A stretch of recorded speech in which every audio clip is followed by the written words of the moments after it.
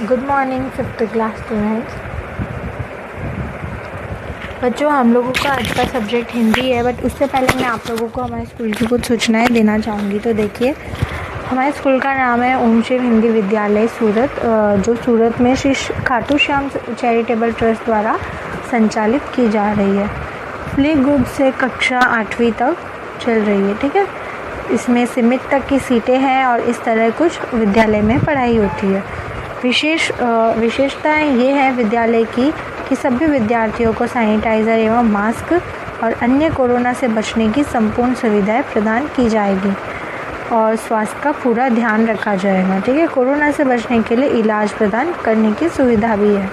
स्वच्छ एवं शुद्ध वातावरण, स्मार्ट क्लासेस, कंप्यूटर क्लासेस, अनुशासन, ईमानदारी एवं देशभक्ति, परिवहन के साथ अटेंडेंट की सुविधा, वातानुकूलित क्लासरूम, सुरक्षित कैंप, साप्ताहिक मूल्यांकन और वाईफाई कैंप्स। ठीक है, ये कुछ हमारे स्कूल का एड्रेस है और मोबाइल नंबर है, तो आप इन पे संपर्क करके एडमिशन करवा सकते हैं।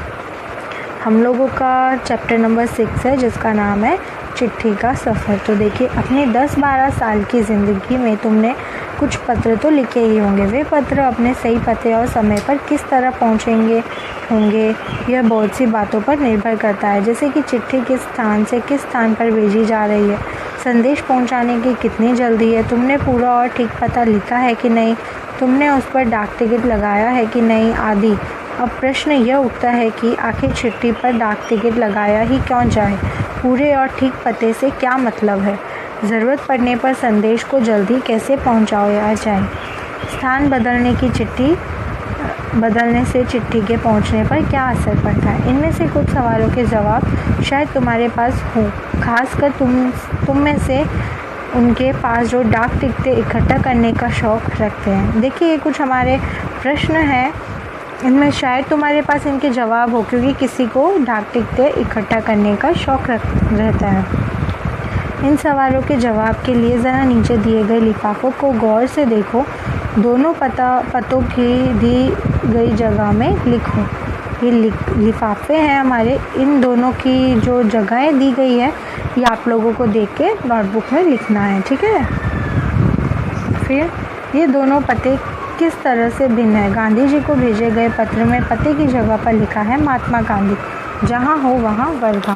देखिए, आप लोगों को शायद ये बात पता नहीं होगी कि पहले के टाइम पे जो फॉरेनर्स थे, वो लोग गांधी जी को जब पत्र लिखते थे तो वो खाली ऐसे ही लिखते थे, महात्मा गांधी जहाँ पे वह हैं वहाँ पे वर्धा, मतलब कि वर्धा, जहाँ पे वो होते थे वहाँ पे उनको पत्र मिल जाता था। क्यों? क्योंकि वो फेमस थे। जबकि लिफाफे पर इमारत या संस्थान से लेकर शहर तक का नाम लिखा हुआ है। पते में सबसे छोटी भौगोलिक इकाई से शुरू करके बड़ी की ओर बढ़े हैं।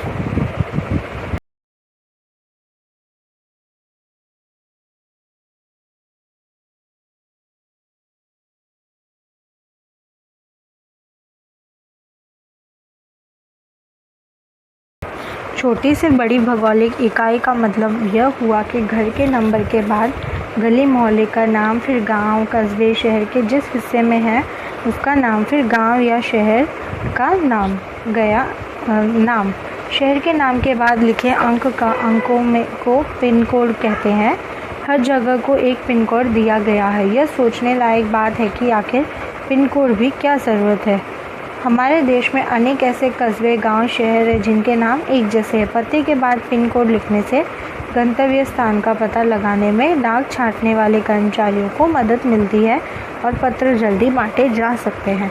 पिन कोड की शुरुआत 15 अगस्त 1972 का डाक तार विभाग ने पोस्टल नंबर योजना के नाम से की। जाहिर है कि गांधी जी को मिले इस पत्र पर और उन्हें मिले किसी भी पत्र पर पिन कोड लिखा जाता है। ठीक है, तो ये कुछ हमारे पत्र की विषय सूचनाएं हैं, तो आप लोग ये पढ़ लीजिएगा। चैप्टर हमारा अभी कंप्लीट नहीं हुआ है, हम लोग नेक्स्ट पीरियड में इस चैप्टर को कंप्लीट करेंगे। ठीक है बच्चों, थैंक यू।